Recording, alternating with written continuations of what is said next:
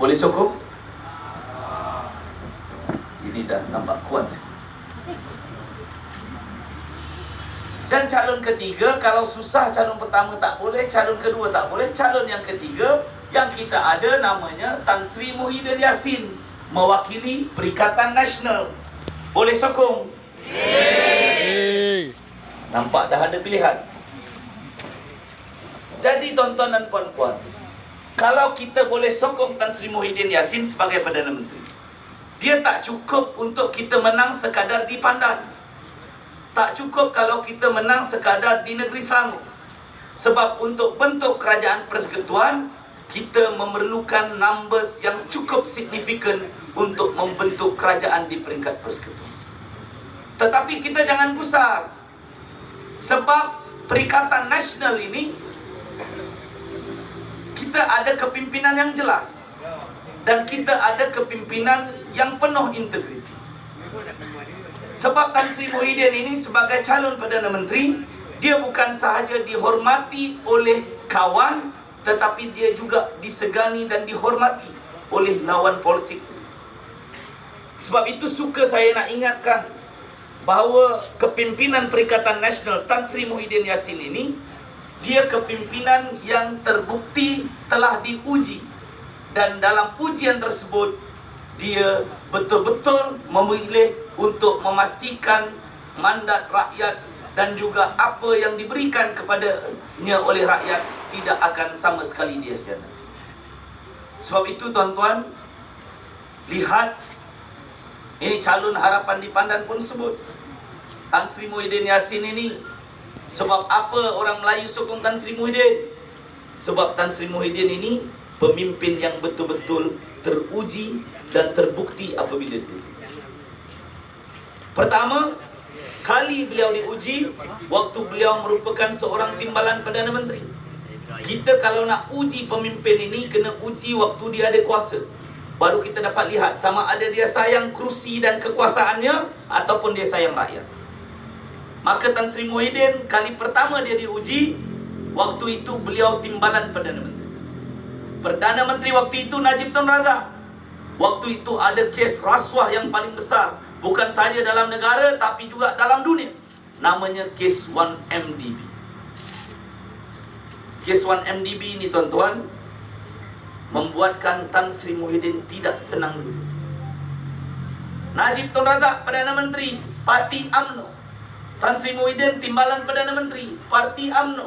Tapi walaupun beliau sama parti, walaupun beliau pada kedudukan yang lebih rendah daripada Najib Tun Razak, beliau tak pernah gentar untuk menegur Najib Tun Razak sehinggalah beliau dilengserkan daripada jawatan timbalan Perdana Menteri Malaysia. Kali pertama. Kali kedua, waktu itu Tan Sri Muhyiddin Perdana Menteri Kerajaan Perikatan Nasional. Sedang beliau sibuk menguruskan rakyat, sibuk menguruskan pandemik COVID-19, waktu itu berlaku ketidakstabilan politik. Akibat daripada kluster mahkamah yang tidak senang kerana kes mereka sedang dihadapkan di mahkamah dan perbicaraan dilaksanakan secara adil dan sensat. Maka Najib Tun Razak sekali lagi memberi kata dua kepada Tan Sri Muhyiddin. Muhyiddin ada dua. Pertama, kamu nak kekal sebagai Perdana Menteri, tapi kamu lepaskan aku dan kluster-kluster mahkamah. Ataupun kami lengserkan dan kami tarik sokongan supaya kamu jatuh sebagai seorang Perdana Menteri. Sekali lagi, dengan tenang Tan Sri Muhyiddin sebut, kalau itu aturan Allah Subhanahu Wa Taala. Jangan kata 1 tahun, jangan kata 1 bulan, jangan kata 1 minit, 1 saat pun beliau tidak sanggup untuk duduk di kursi Perdana Menteri, tetapi beliau mengkhianati amanah rakyat dan bersekongkol dengan perasuah dan perompak dalam negara kita ini. Sebab itu tuan-tuan dan puan-puan, dari segi kepimpinan kita jelas, kita ada kepimpinan yang ada integriti, kita ada kepimpinan yang teruji. Bila mana beliau diuji sama ada untuk pertahan jawatan ataupun rakyat, beliau pilih untuk pertahankan rakyat daripada jawatan. Tapi kalau kita bandingkan manifesto semua-semua parti pun, kita lihat kali ini memang nampaknya semua parti nak bersihkan parti mereka daripada rasuah. Tetapi betul ke parti-parti ini, tiga-tiga calon Perdana Menteri tadi, boleh bentuk kerajaan yang betul-betul bersih daripada rasuah? Kita lihat pembentangan manifesto UMNO dan Barisan Nasional.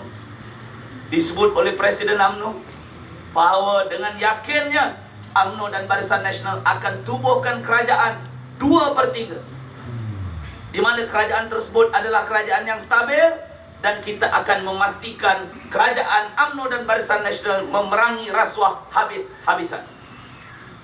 Tapi yang umum itu namanya Zahid Hamidi.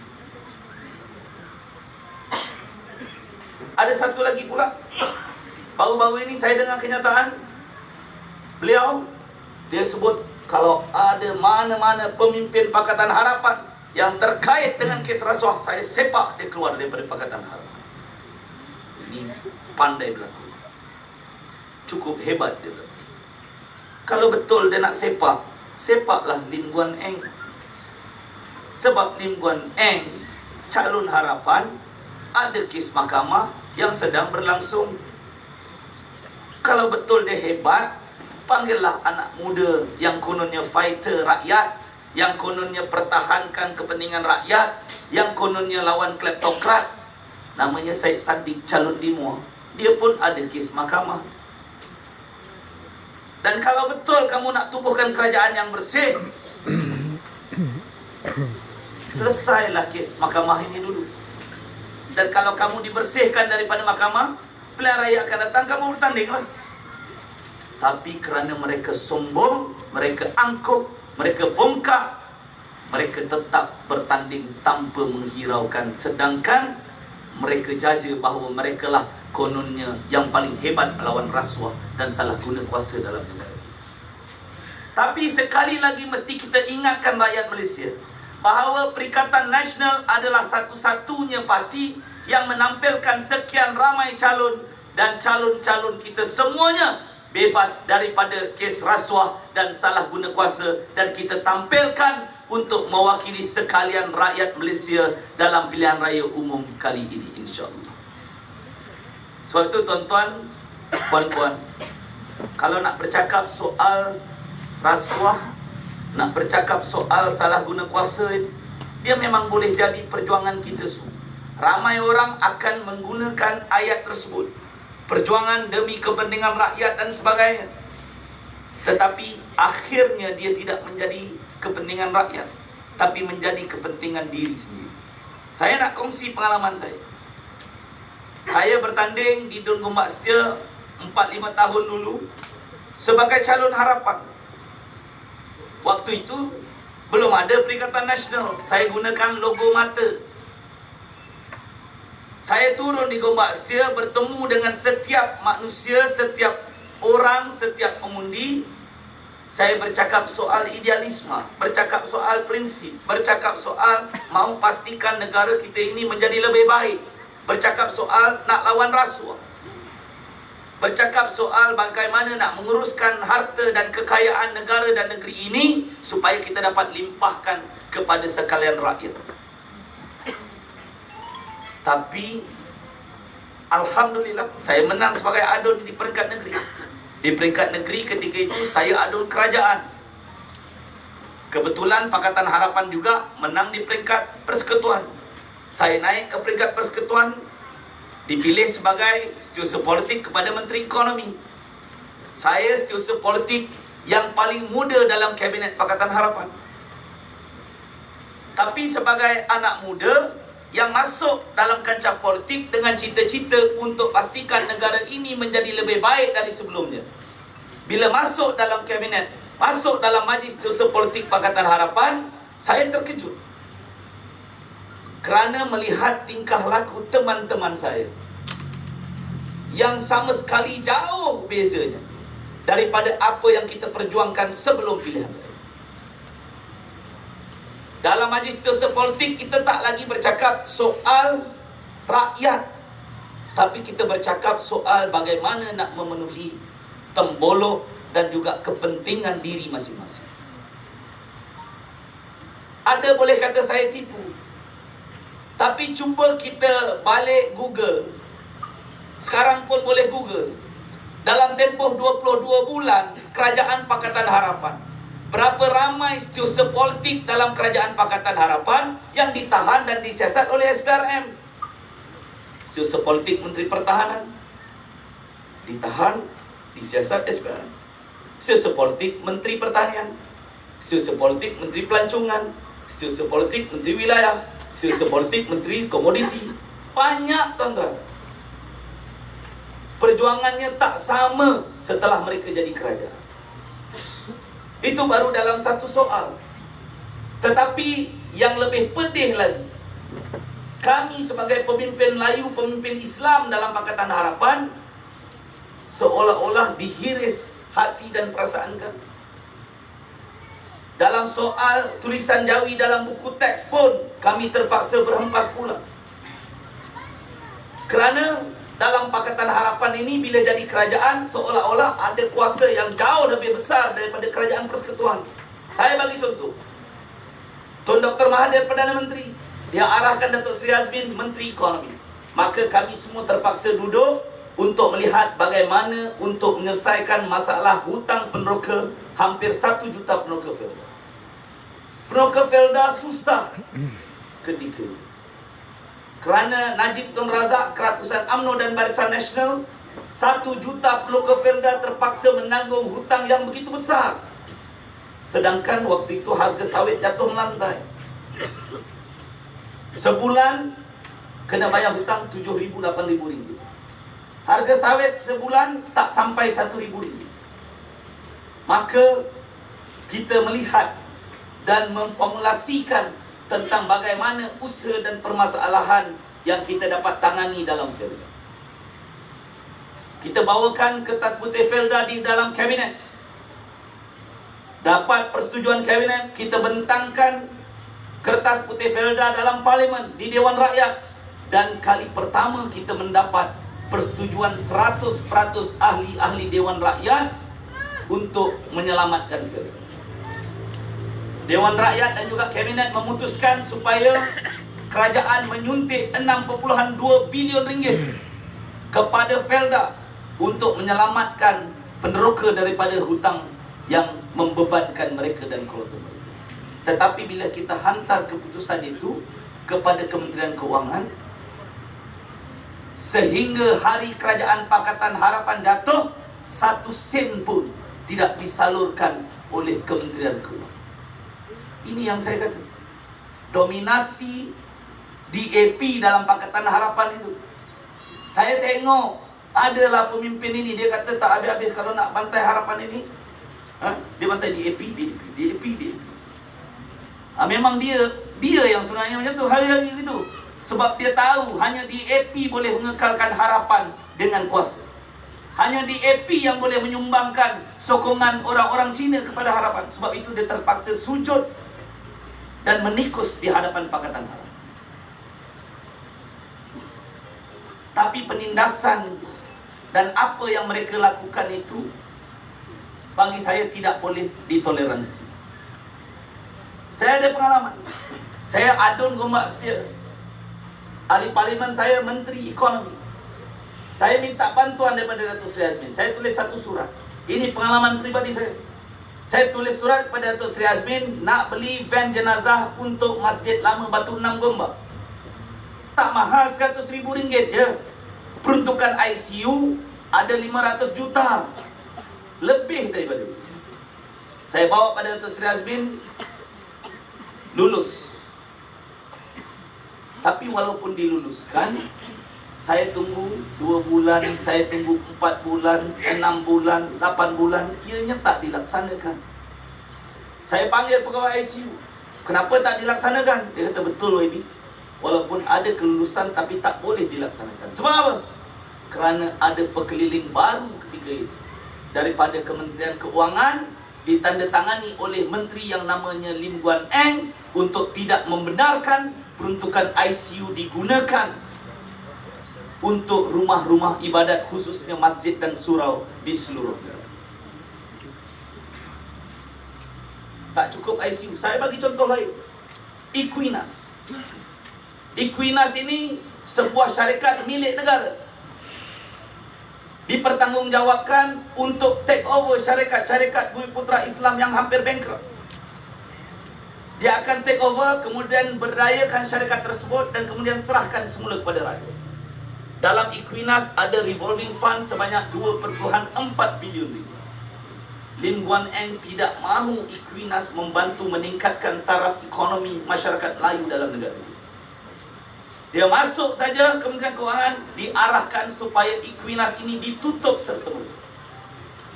Dan duit 2.4 bilion dalam Equinas dipulangkan kepada beliau sebagai Menteri Kewangan.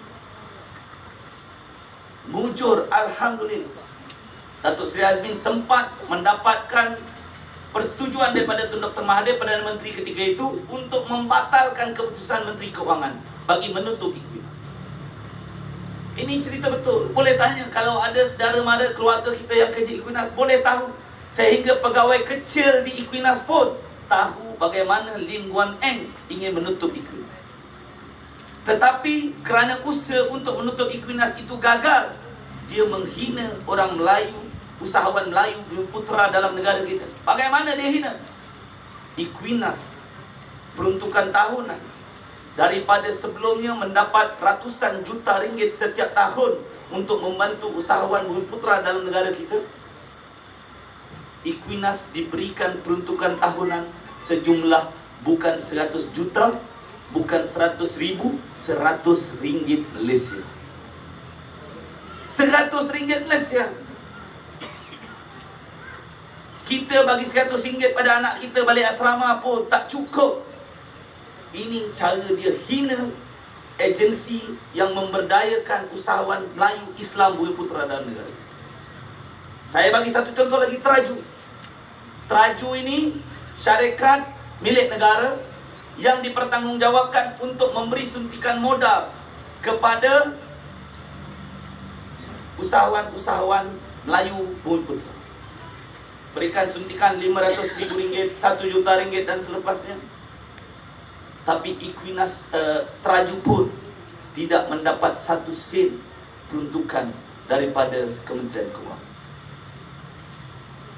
Tapi tuan-tuan dan puan-puan, kita bukan marah kepada Lim Guan Eng ini, kepada DAP ini, kepada Pakatan Harapan ini kerana mereka resis. Tidak.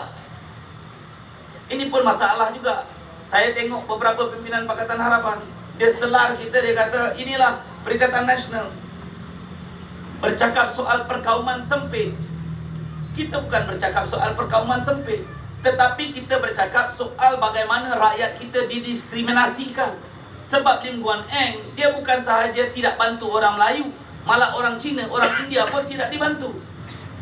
Lihat apa jadi kepada satu institusi pendidikan namanya Ta College di Sabah. Ta College ini sebuah universiti. Ada anak orang Melayu, ada anak orang Cina, ada anak orang India belajar di Ta College. Setiap tahun Ta College mendapat bantuan daripada kerajaan. Tapi bila Lim Guan Eng masuk sebagai Menteri Keuangan, dia bekukan dan tidak benarkan ada peruntukan kepada Ta College. Alasannya, Ta College ini universiti MCA. Tuan-tuan, mengapa mesti kita mempolitikkan semua perkara termasuk institusi pendidikan? Sedangkan institusi pendidikan ini adalah pusat di mana anak-anak kita menuntut ilmu, mendapatkan ilmu, dan akhirnya akan memberikan sumbangan kepada negara untuk memberikan suntikan produktiviti kepada negara yang akhirnya akan kembali merancangkan pertumbuhan ekonomi. Tetapi inilah kerajaan Pakatan Harapan yang mendiskriminasikan bukan sahaja orang Melayu, tetapi orang Cina, orang India dalam pelbagai segmen yang mereka tafsirkan sendiri.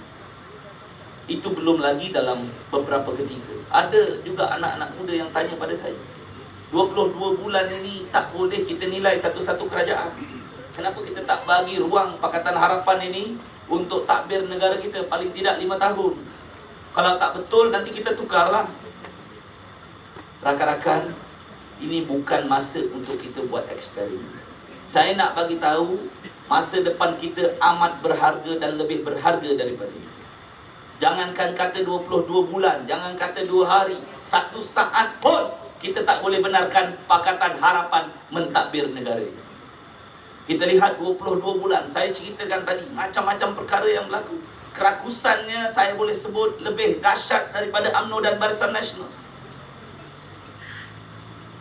Bahkan dalam tempoh 22 bulan itu juga, macam mana kita lihat hati dan perasaan orang Melayu dalam negara kita, orang Islam dalam negara kita, rakyat Malaysia secara keseluruhannya, seperti diinjak-injak. Kali pertama kita lihat ada Menteri Kabinet keluar kenyataan media dalam bahasa Mandarin. Apa kita tak ada bahasa kebangsaan? Kali pertama kita dengar dalam tempoh 22 bulan ada kerajaan yang ingin memasukkan, tulisan Jawi dia tak nak masukkan dalam buku teks, sejarah perjuangan Parti Komunis dan Chin Peng dia nak masukkan dalam buku teks. Dan yang kita paling tidak boleh terima, dalam tempoh 22 bulan itu, kita boleh lihat macam mana golongan LGBT, golongan lesbian, gay dan bisexual boleh berarak sebebas-bebasnya di tengah-tengah bandaraya Kuala Lumpur. Itu membuatkan perasaan orang Melayu, rakyat secara keseluruhannya pun tidak senang dengan kerajaan Pakatan Harapan. Sebab itu tuan-tuan dan puan-puan, saya nak minta kita semua supaya menyalurkan maklumat ini. Kita ada tempoh tak sampai beberapa jam saja lagi sebelum tempoh berkempen habis. Tetapi mesti pesan pada anak-anak kita, mesti pesan pada keluarga kita, mesti pesan pada jiran-jiran tetangga kita, serta saudara kita yang ada di luar sana, supaya jangan kita gunakan ataupun kita sia-siakan peluang yang kita ada esok. Esok ini hari raya. Kalau besok hari raya, biasanya malam ini kita jangan tidur. Biasanya kalau esok hari raya, malam ini kita akan WhatsApp, kita akan membalas WhatsApp ucapan-ucapan yang sampai kepada kita. Jadi malam ini juga saya minta kita semua sampaikan pesanan kita ini kepada rakan-rakan kita di luar sana. Sebab ini sangat penting. Kalau rakyat Malaysia salah membuat pilihan esok, saya bimbang masa depan kita, keluarga kita, anak-anak dan generasi mereka ini nanti akan terpaksa menanggung kesilapan yang kita lakukan.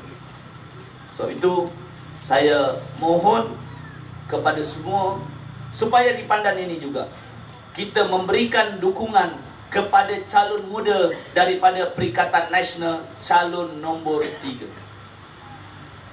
Di Pandan ini dia ada 5 calon. Calon nombor 1 dan nombor 2 itu tak payah tengok lah, buat katarak mata kita. Kita terus tengok calon nombor 3. Dan yang paling penting lagi, kita mesti ingat sebagaimana yang saya sebutkan tadi, bahawa kemenangan Perikatan Nasional di negeri Selangor ini penting, kerana dia akan memberi indikasi kepada sama ada kerajaan negeri Pakatan Harapan boleh terus bertahan dalam pilihan raya negeri akan datang ataupun tidak. Sebab apa yang saya ceritakan tadi, dominasi DAP yang berlaku kepada kerajaan persekutuan sekarang ini dah menular dalam kerajaan negeri Islam. Kita jangan main-main. Tak perlu tengok jauh, kita tengok MPAJ saja. Kita tengok MPS saja. Dulu setiap PBT ini ada satu saja ketua WIP di kalangan ahli majlis. Sekarang ini dah ada 3 ketua mewakili 1 parti PKR, 1 amanah dan 1 DAP. Saya pertikaikan di Gombak, mengapa mesti ada ketua WIP daripada DAP, sedangkan 1 cawangan DAP pun tak ada dalam Parlimen Gombak. Mereka tak boleh jawab kerana akhirnya kerajaan negeri, kepimpinan Menteri Besar Selangor pun terpaksa tunduk dan sujud kepada permintaan ataupun apa yang ditunjuk oleh parti DAP dalam Pakatan Harapan. Sebab itu kita kena jaga-jaga. Hari ini negeri Selangor pun tidaklah begitu baik sangat bila ditakbir oleh Kerajaan Pakatan Harapan. Apa yang diwariskan oleh kepimpinan Datuk Seri Azmin pun semuanya telah mula ditutup, semuanya telah mula dilenyapkan. Kononnya supaya ingin menutup kegemilangan, kejayaan pentadbiran sebelum ini. Sebab itu kalau di negeri Selangor ini mudah saja. Saya kadang-kadang pun geram juga dengan calon seorang tu. Sebab dulu kawan kita, tapi makin lama makin melampau. Dia rasa diri dia terlalu bagus. Tapi bila kita lawan dengan hujah, dia takkan jawab. Dia akan terus berkitar dengan hujah bahawa prestasi ekonomi dia lebih baik berbanding Datuk Seri Azmin sebagai Menteri Besar. Sebab waktu Datuk Seri Azmin jadi Menteri Besar, reserve negeri Selangor ada 2 bilion. Waktu dia jadi Menteri Besar sekarang ini, reserve negeri Selangor ada 3 bilion. Bukan susah kita nak ribat hujah dia. Saya digombak, saya pusing dan saya jawab satu persatu. Saya nak tanya pada orang di Pandan, sebab orang Pandan ni orang Selangor juga. Dulu kita pernah dengar program namanya Peduli Sihat, betul? Ada di kalangan keluarga kita, jiran tetangga kita yang menikmati skim Peduli Sihat. Kita ada kad, sakit saja, demam, batuk, selsema, kita tak perlu pergi klinik satu Malaysia. Diberi oleh Kerajaan Negeri Selangor, kita boleh pergi ke klinik swasta. Dulu ada tidak? Ada. Sekarang ada? Ada. Padan muka. Dulu ibu-ibu tunggal dalam negeri Selangor, dia dapat kad Kasih Ibu Smart Selangor, KIS. Dia boleh pergi beli barang keperluan setiap bulan. Dia beli barang yang dia tak boleh beli, rokok dengan gincu. Dulu ada tidak program KIS? Sekarang ada? Tak ada. Dulu orang tua meninggal dalam negeri Selangor, warga emas dapat RM2,500. Sekarang ada dapat? Tak ada.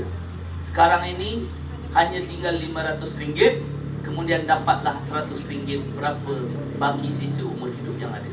Setiap kali hari lahir dapat RM100. Jadi sebab itu mudah. Dia ada reserve yang besar sekarang sebab dia tidak berbelanja untuk rakyat. Dia ada reserve yang besar sekarang sebab prinsipnya tak sama dengan kita. Prinsip kita, buat apa negeri kita ini kaya, negeri kita ini maju, tetapi rakyat di bawah susah, tidak mendapat bantuan yang cukup. Tetapi yang saya nak maklumkan kepada semua, tak apalah, itu kita akan selesaikan dalam pilihan raya negeri nanti.